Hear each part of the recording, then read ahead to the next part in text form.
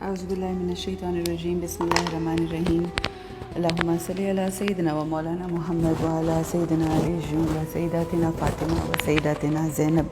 व सय्यिदिना हसन व सय्यिदिना हुसैन अलैहिस्सलाम व अला आलिहि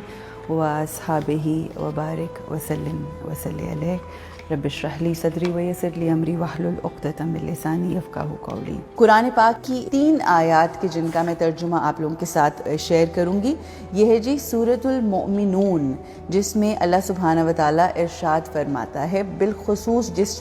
टॉपिक के ऊपर हम फोकस करेंगे वो है अमानत, अमानतदारी। अपनी अमानतों और अपने अहद व पैमा का पास रखते हैं, यानी वो लोग जो अपनी अमानतों और अपने अहद व पैमा का पास रखते हैं और अपनी नमाज़ों की मुहाफ़िज़त करते हैं, यही लोग वो वारिस हैं जो मीरास में फ़िरदौस यानी जन्नतुल फ़िरदौस पाएंगे और उसमें हमेशा रहेंगे। अल्लाह सुब्हानहू व तआला कह रहे हैं कि वो ही वारिस हैं उस जन्नत के, कि जिस जन्नत की तलाश में हम अपनी ज़िंदगियां गुजारे चले जाते हैं, मुत्तकी बनने की कोशिश करते हैं, अमीरुल मोमिनीन इमामुल मुत्तकीन के मानने वालों में अपने आप को शामिल हाल रखते हैं। तो क्या इरशाद अल्लाह ताला सुब्हानहू व तआला फरमा रहा है, एक ऐसी सिफ़त, एक ऐसा वस्फ़ कि जब आकाए दो जहान मोहम्मद मुस्तफ़ा सल्लल्लाहु अलैहि वसल्लम ने ऐलान नबूवत किया, तो उसमें जो 2 क्वालिटीज़, मैं हमेशा कहती हूँ कि वो जो 2 खूबसूरत क्वालिटीज़, 2 बेसिक क्वालिटीज़ कि जिनके बारे में आपने ख़ुद सवाल किया कि क्या मैं सादिक और अमीन हूँ। तमाम लोगों ने हम यक ज़बां होकर कहा कि बेशक आप सच्चे हैं, बेशक आप अमानतदार हैं। हमने आपसे ज़्यादा सच्चा किसी को ना पाया, हमने आपसे ज़्यादा अमीन किसी को ना पाया। ये हाल था कि कुफ़ार मक्का जो पैगाम ख़त्मी मर्तबत के ऊपर, आकाए नामदार के ऊपर यकीन नहीं रखते थे, मगर उनकी ज़बां पे यकीन रखते थे, उनके किरदार पे यकीन रखते थे, उनकी शख्सियत के औसाफ सिफ़ात को मानते थे, जानते थे। इस पैगाम के बावजूद कि जो पैगाम हक़ अल्लाह सुब्हानहू व तआला का आपने दिया, उस पैगाम की दुश्मनी होने के बावजूद आका के साथ जो ट्रस्ट था, जो उनके किरदार के ऊपर एतमाद था और जो यकीन था, वो बाकमाल है। और यही जब आज के दौर में भी जब ये एलिमेंट या ये वाली सिफ़त और ये वाला पहलू जब गैर मुस्लिम सुनते हैं, जानते हैं, तो उनके दिल जो हैं वो मुड़ जाते हैं, उनके दिल जो हैं वो नरम हो जाते हैं, तब्दील हो जाते हैं और वो आका की मोहब्बत में गिरफ़्तार हो जाते हैं। और उसी अमानतदारी का तज़किरा अल्लाह सुब्हानहू व तआला अपनी इन आयात में कर रहा है, जो कि मैंने आप लोगों के सामने पेश की। सूरतुल मोमिनून की आयत नंबर 8, 9, 10 और 11 में अल्लाह सुब्हानहू व तआला इरशाद फरमा रहे हैं कि वो जो अपनी नमाज़ें कायम करते हैं, नमाज़ें पढ़ते हैं और साथ ही साथ अमानतदार हैं और अपने अहद व पैमान, यानी जब कोई वादा करते हैं तो पूरा करते हैं, कोई अमानत रखते हैं तो उसको पूरा करते हैं। Now when it comes to अमानत, तो अमानत सिर्फ़ पैसे की अमानत नहीं होती, बल्कि अमानत जो है वो आपकी किसी की कही हुई कोई बात, जो आपसे वो अपने दिल की कोई बात करता है, या कोई किसी की हवाले से भी अगर कोई आपके साथ शेयर करता है, तो आप किस हद तक उसको अपने हद तक महदूद रखते हैं और उसको लेके अपनी इस ज़िंदगी में, जिसे कहते हैं ना कि आप इस दुनिया से चले जाते हैं, ये इतनी इम्पोर्टेंट चीज़ है। इसकी अहमियत क्या है, इंशाल्लाह आज मैं इस हवाले से इमाम अली इब्न अबी तालिब अलैहिस्सलाम का एक ऐसा वाक़या है कि जिससे तकरीबन जितने भी देखने वाले हैं, बड़े छोटे, वो सभी वाकिफ़ हैं, मगर फिर भी वो मैं चाहूँगी कि मैं आप लोगों के सामने ज़रूर शेयर करूँ। मगर उससे पहले थोड़ी गुफ्तगू मैं करना चाहूँगी कि आकाए दो जहान मोहम्मद मुस्तफ़ा, आकाए नामदार, महबूब किब्रिया के साथ जो इमाम अली इब्न अबी तालिब की मोहब्बत का आलम था और जो इश्क और मवद्दत था, उससे ज़्यादा जिस चीज़ के ऊपर इमाम अली इब्न अबी तालिब को अल्लाह ने गैर मामूली सिफ़ात से नवाजा हुआ था। मगर आप जानते हैं कि कौन सी ऐसी सिफ़त थी या कौन सा ऐसा क्या कमाल था इमाम का کہ جس کے اوپر وہ ناز کرتے تھے، وہ اس بات پہ ناز کرتے تھے کہ میں اپنے آقا کا، اپنے مولا کا غلام ہوں۔ ان کو جس بات پہ سب سے زیادہ ناز تھا وہ غلامی رسول اکرم صلی اللہ علیہ وآلہ وسلم کے، جس طرح سے انہوں نے اپنی زندگی کا ایک ایک لمحہ آقا کی خدمت میں، ان کی اطاعت میں، ان کے اتباع میں، ان کے بتائے ہوئے تعلیمات میں ایک ایک لمحہ صرف کیا۔ جو انہوں نے کہا سب سے پہلے یقین لے کر آنے والے اور اس کے بعد اس کی حفاظت کرنے والے، اس طرح سے زندگی گزاری کہ جو اپنی مثال بے شک آپ ہے۔ ایک واقعہ ہے کہ جنگ احد میں جب ہم سب جانتے ہیں کہ آقا کے دندان مبارک شہید ہو گئے اور ایک شخص آیا ان کے پاس، کفار میں سے ایک شخص آیا اور یہ کہنے لگا کہ آپ جانتے ہیں کہ آپ کے جو آقا ہیں اور مولا ہیں وہ شہید ہو گئے ہیں، اور نعوذ باللہ غلط جھوٹ بولا، غلط بات کی، وہ شہید ہو گئے ہیں، اور اب اگر اگر لڑ بھی رہے ہیں آپ تو کس کے لیے لڑ رہے ہیں؟ تو امام ارشاد فرماتے ہیں کہ میری زندگی کا ایک ایک لمحہ، میرے وجود، میری ہر سانس میرے آقا اور مولا کے اوپر میں وار دوں، اور اگر اس میں حقیقت ہے بھی کہ وہ نہیں ہیں تو میری اس زندگی کا کوئی وجود نہیں ہے۔ یعنی اس قدر محبت آقا کے ساتھ امام علی ابن ابی طالب کی تھی کہ ان کے جو ابرو تھے، جو آقا کے جو ابرو تھے، ان ابروؤں کو دیکھ کے، ان کی حرکت کو دیکھ کے، ان کے چہرے کے تاثرات دیکھ کے، ان کے چہرے پہ جو ایکسپریشنز ہوتے تھے ان کو دیکھ کے ہر ایک لمحہ گزارا۔ اور ہم سنتے ہیں امام علی ابن ابی طالب علیہ السلام کے حوالے سے کہ کس طرح سے انہوں نے ایک اونٹنی کے بچہ جس طرح سے اپنی ماں کے پیچھے زندگی گزارتا ہے اور اس کو فالو کرتا ہے، اس کے فٹ سٹیپس کو فالو کرتا ہے، اس طرح سے امام نے اپنی زندگی گزاری۔ ویری کوئکلی ایک چھوٹا سا واقعہ ہے امانت داری کے حوالے سے۔ یہ واقعہ آپ نے بارہا سنا ہوا ہے، مگر اس میں مزید تھوڑا سا ایڈیشن۔ ہم سب جانتے ہیں کفار مکہ کے جب مظالم بہت زیادہ بڑھ گئے تو کفار مکہ سے نجات پانے کے لیے ہجرت کا فیصلہ ہوا، اور جب ہجرت ہوئی تو آقا دو جہان اپنے وسیع جانشین کو اس مکہ کی زمین پر چھوڑ کر گئے، یہ کہہ کر کہ اے علی، یا علی آج آپ میرے بستر پر سو جائیے، اور کل کیونکہ تمام کفار مکہ کی امانتیں میرے پاس ہیں، جس کی جو امانت ہے کل صبح آپ وہ لوٹا کر تو آپ ہمارے پاس مدینہ پہنچ جائیے گا۔ علماء دین کہتے ہیں، مورخین لکھتے ہیں، تاریخ سنہری حروف میں لکھتی ہے کہ وہ رات تھی کہ جس رات امیر المومنین امام المتقین ہر روز عبادت کے اندر ساری رات گزارتے تھے، اپنے رب کی عبادت میں پوری رات مشغول رہتے تھے، نہیں سوتے تھے، نہ ان کی آنکھیں بند ہوتی تھیں، اللہ کی عبادت میں جاگتے رہتے تھے۔ مگر وہ رات تھی کہ جس رات آقا کے کہنے پر اس پرسکون طریقے سے اپنی جان کو ہتھیلی پہ رکھ کر سو گئے، کیونکہ یقین کامل تھا آقا کے فرمان کے اوپر، آقا کی لسان مبارک پر، اور اس بات پر کہ جب میرے آقا نے یہ کہہ دیا ہے کہ وہ آئیں گے، کل میں پہنچوں گا مدینہ، تو یہ ہو نہیں سکتا کہ میں مدینے نہ پہنچوں۔ اور یہاں پر ایک نعت مبارک کے کچھ اشعار ہیں جو میں ضرور آپ لوگوں کے سامنے شیئر کروں گی، میری ون آف مائی فیوریٹ نعت کی جو خوبصورت الفاظ کہ ایسی عزت آپ نے پائی کہ بس کی شب اسرا خدا نے وہ پذیرائی کہ بس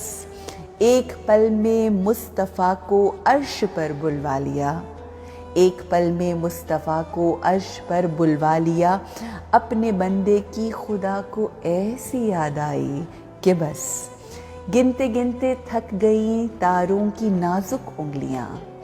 گنتے گنتے تھک گئیں تاروں کی نازک انگلیاں، مصطفیٰ کے ہیں زمیں پر اتنے شیدائی کہ بس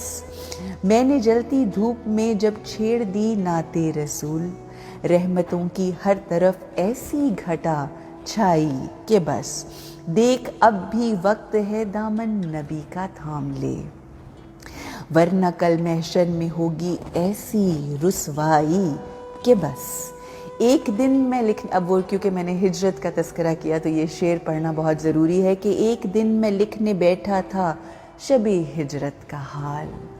ایک دن میں لکھنے بیٹھا تھا شب ہجرت کا حال، کیا کہوں یارو مجھے بھی ایسی نیند آئی کہ بس ان فرشتوں نے ابھی پوچھا ہی کیا تھا اے سروش، ان فرشتوں نے ابھی پوچھا ہی کیا تھا اے سروش، دفعتاً میرے سرہانے سے صدا آئی کہ بس۔ پر محمد و آل محمد صلوات۔ تو یہ وہ رات تھی کہ جس رات امیر المؤمنین امام المتقین جو یاد خدا میں ہر لمحے جاگتے تھے، ذکر خدا میں رہتے تھے، یہ وہ رات تھی ہجرت کی رات کہ جب میرے آپ کے آقا و مولا پرسکون نیند میں اس طرح سے سوئے کہ جیسے ایک چھوٹا بچہ اپنی ماں کی آغوش میں سو جاتا ہے، اور ایسی پرسکون نیند گزاری کہ بس۔ خواتین حضرات، اس کے بعد یہ ہوتا ہے کہ واقعہ کچھ اس طرح سے ہے کہ اگلے روز وہ رات سو لیے، اگلے روز جب صبح اٹھے تو تمام لوگوں کی کفار مکہ کی امانتیں دینا شروع کی امام علی بن ابی طالب نے۔ اب وہاں پر جہاں پر دشمن ہی دشمن ہے،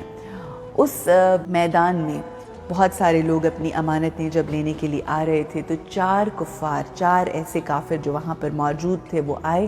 اور انہوں نے کہا کہ آپ آقا کی، جو آپ کے آقا ہیں، جو آپ کے رسول اللہ ہیں، ان کی امانتیں دے رہے ہیں، تو ہماری بھی کچھ امانتیں جو ہیں وہ ان کے پاس تھیں۔ تو امام نے ارشاد فرمایا کہ جی فرمائی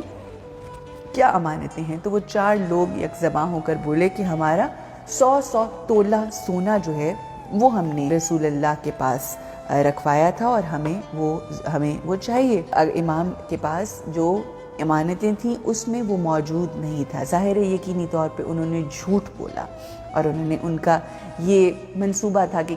کسی نہ کسی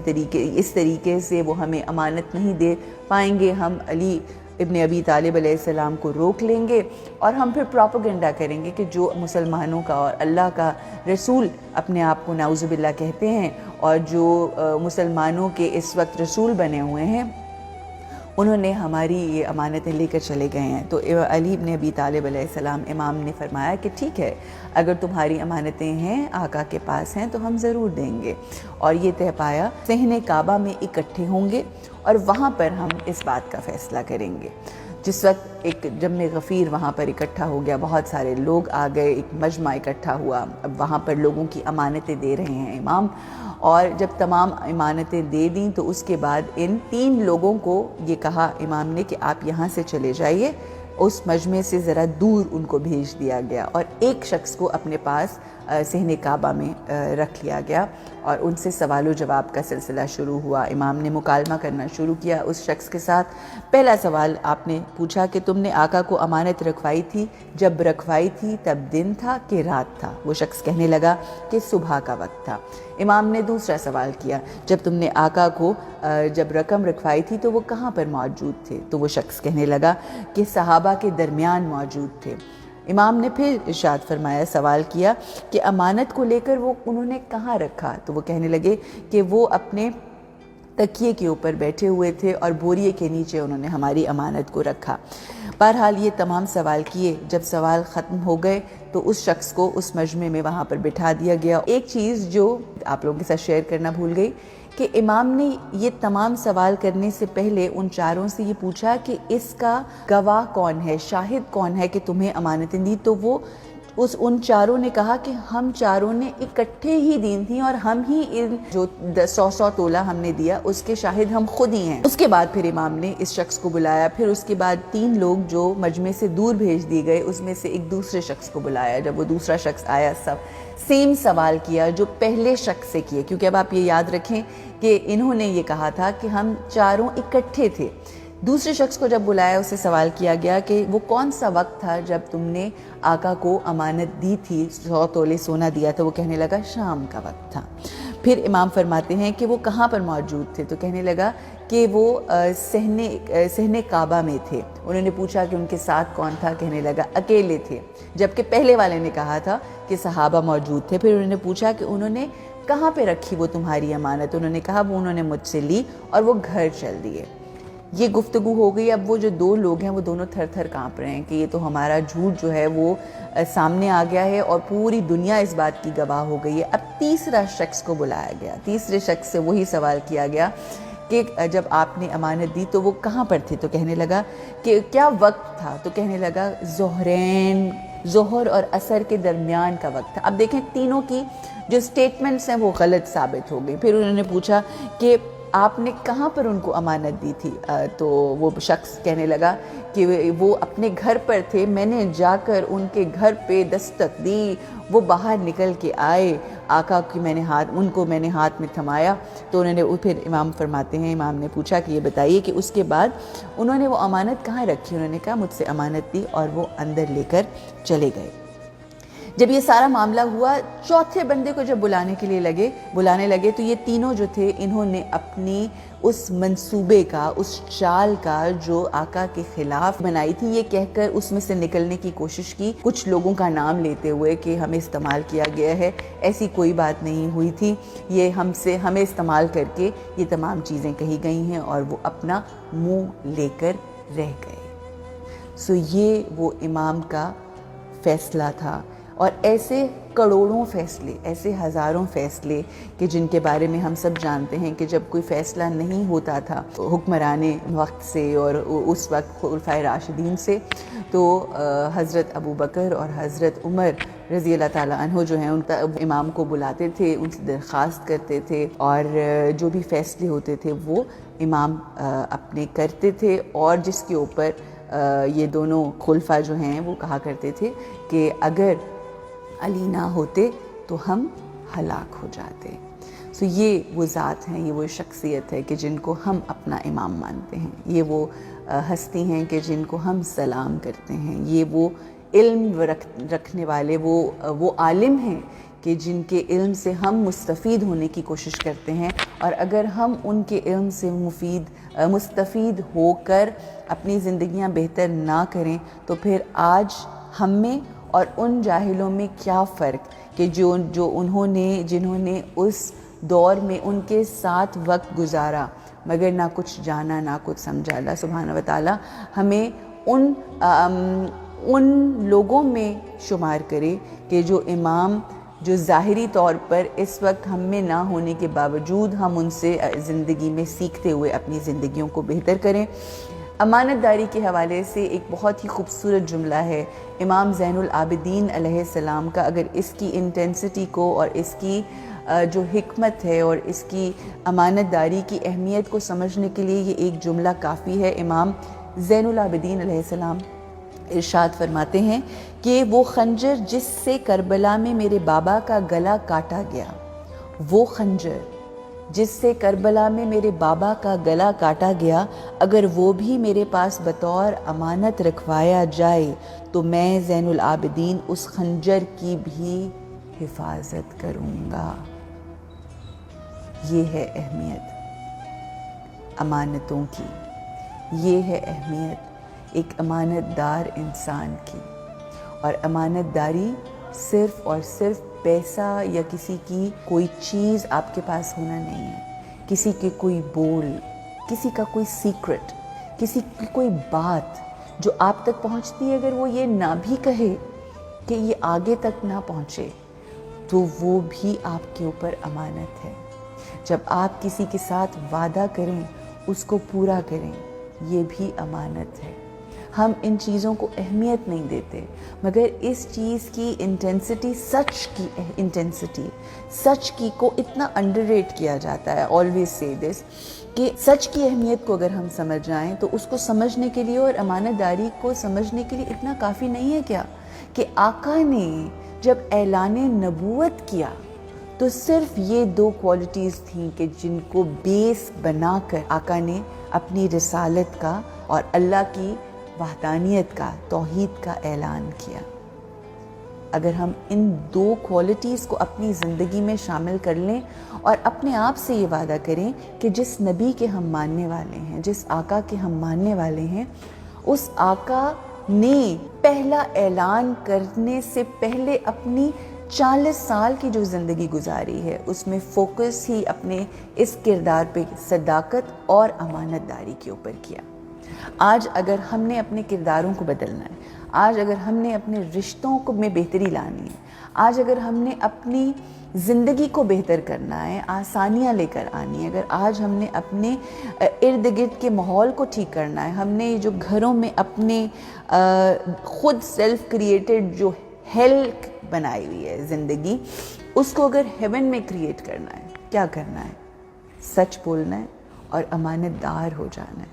جب یہ 2 تبدیلیاں ہماری زندگی میں آ جائیں گی، پھر آپ دیکھیں گے کہ یہ دنیا ہمارے لیے جنت بن جائے گی، ہمارے دل میں وہ سکون آ جائے گا کہ جس کی تلاش میں ہم بے قرار ہیں، بے چین ہیں۔ آپ سب لوگوں کا بے حد شکریہ، میں شکر گزار ہوں آپ کی۔ نام محمد، نام علی و بطول، نام حسن و حسین، یہ وہ نام ہیں کہ جو معجزاتی نام ہیں۔ ان ناموں کو لے کر تقدیریں بدل جاتی ہیں۔ اللہ ہمارے کرداروں کو، ہماری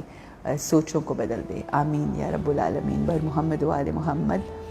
صلوات، اللہم صلی علی محمد و آل محمد۔